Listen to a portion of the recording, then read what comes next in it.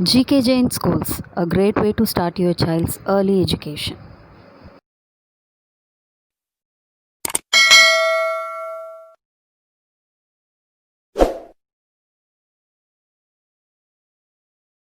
Subscribe now and press the bell icon. Never miss an update.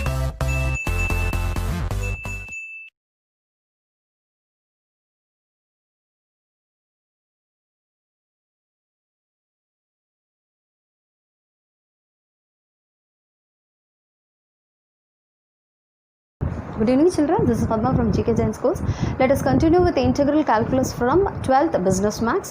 In today's class we are going to see about definite integral as limit of a sum. We will see certain properties related with that and also the sums. Let's move on to the topic now. Now we will see what is called definite integral as the limit of a sum. Let f of x be a continuous real valued function defined in a closed interval a comma b, which is divided into n equal parts of with h. Integral a to b f of x dx is equal to limit n tends to infinity, h tends to 0, h into, we have been given an expression where h is defined as b minus a by n. So in short you can say that as integral a to b f of x dx is equal to limit n tends to infinity, h tends to 0, summation r equal to 1 to n h into f of a plus rh, where h is defined as b minus a by n, where a and b are nothing but the upper and lower limit of the given function. So this format is what we will be obtaining. We will be bringing the given function to this format and we will be going ahead with the sum. Now we have certain results which are useful in finding the definite integral as the limit of a sum. First one, 1 plus 2 plus 3 etc. up to n, which is n into n plus 1 by 2, summation r equal to 1 to n r. And 1 square 2 square is nothing but n into n plus 1 into 2n plus 1 by 6, which is nothing but summation r equal to 1 to n r square. And 1 cube plus 2 cube etc. n cube is nothing but n into n plus 1 by 2 the whole square, which is nothing but summation r equal to 1 to n r cube. And this is the exercise. We will see certain example sums and also the exercise. Let's see the examples first and then we'll move ahead with the exercise. Example 2.8182. Evaluate the integral as the limit of a sum. So here you cannot integrate it directly. You have to use this method only. So we know that we can use this expression, integral a to b f of x dx is equal to limit n tends to infinity, h tends to 0, summation r equal to 1 to n h into f of a plus rh. Okay, so comparing the two expressions, instead of a you are having 1, instead of b you are having 2. So a equal to 1, b equal to 2, and h is equal to b minus a by n, that is 2 minus 1 by n, that is 1 by n. So h is equal to 1 by n and f of x is nothing but 2x plus 1. But f of a plus rh is equal to a value is 1. So 1 plus r into 1 by n, that is r by n. Now substitute this x value in the place of x2. So 2 into 1 plus r by n plus 1. So 2 into 1 2 plus 2r by n plus 1, which is equal to 2 plus 1 is 3. So 3 plus 2r by n. Now apply the function. What is that? Limit n tends to infinity, h tends to 0. So limit n tends to infinity, summation r equal to 1 to n h into a plus, here can you see, h into f of a plus rh. So h is nothing but 1 by n into this function, f of a plus rh is this function, 3 plus 2r by n. Now take this 1 by n inside. So 1 by n into 3 is 3 by n and 1 by n into 2r by n is 2r by n square. Okay, so what happens now? We'll see. So limit n tends to infinity, 3 by n, will take the summation inside, summation r equal to 1 to n, so it is 1 only, plus 2 by n square into summation r equal to 1 to n into r. Okay, now we know that already, we have seen in the results that summation r equal to 1 to n is nothing but 1 is nothing but n, so n. And here if you are going to have it is n square, means the formula is n into n plus 1 by 2.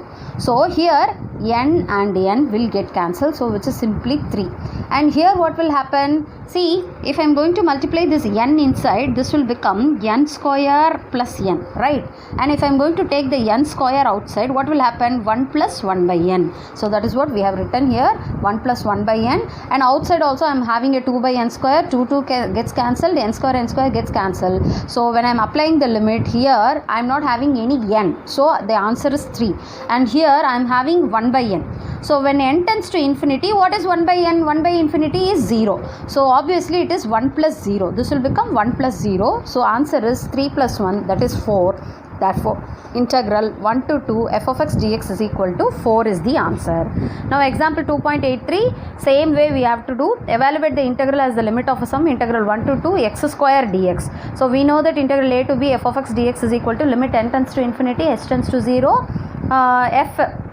h into f of a plus RH. So here what is your value? A equal to 1 and b equal to 2, h is equal to b minus a by n. So that is 2 minus 1 by n, that is 1 by n, and f of x is x square.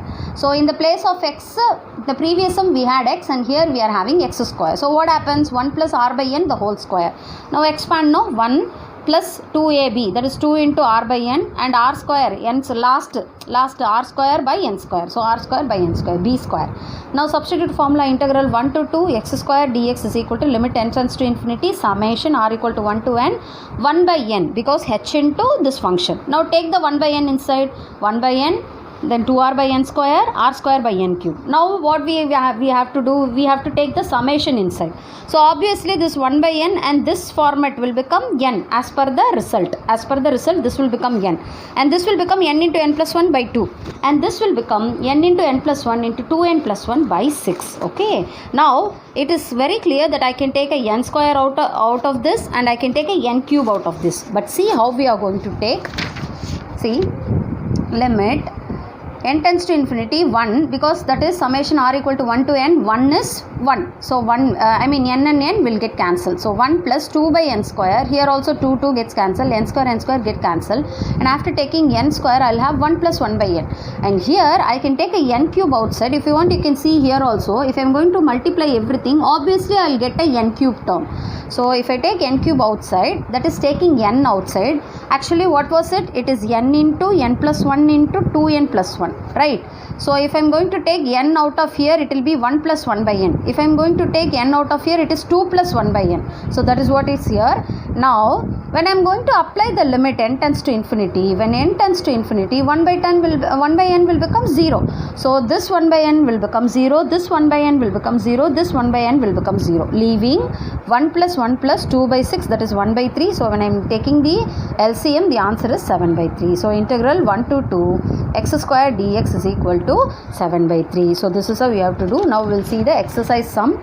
Exercise 2.11. 1 to 3, integral 1 to 3 x dx. Here we are having 4 sums. This exercise, no, very important 5 mark exercise. Many times 5 marks were asked from this particular exercise. This is very important sum. So this sum also, once we will write the formula, that is summation r equal to 1 to n h into f of a plus rh. Write your a is 1, b is 3, and h is equal to b minus a by n, that is 3 minus 1 by n, that is 2 by n. Now, and the formula is f of 1 plus, that is a plus rh. Okay, so what is your r? R is r only, but h is 2 by n, so 2r by n.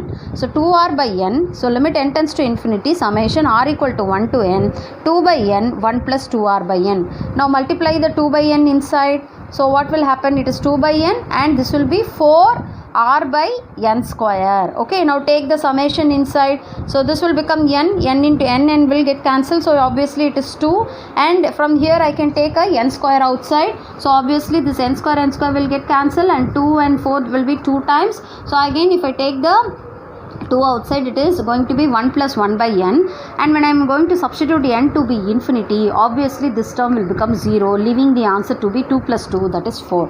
So the answer is integral 1 to 3 x dx is equal to 4. So this is how we have to do this sum. We will see the next sum in the exercise.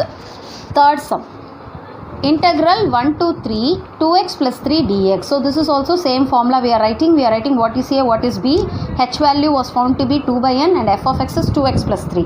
Now we are substituting 2 into this function. 2 into 1, 2. 2 into 2r is 4r by n plus 3. So 2 plus 3 becomes 5 plus 4r by n. Now I will substitute in the formula here. Limit n tends to infinity 2 by n. Then I will take the 2 by n inside, which makes it as 10 by n plus 8r by n square, because 2 into 4 makes 8rn.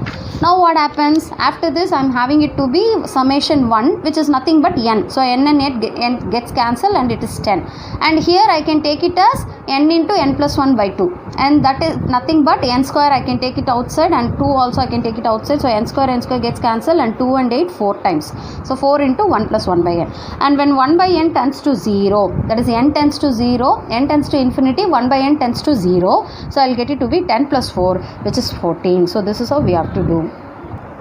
Children, we have completed definite integral as limit of a sum, which involved example sums and exercise 2.11. So exercise is also completed now. So with this, we have completed the second chapter, integral calculus part 1, and we will continue with integral calculus 2 in the next classes. Thank you, children.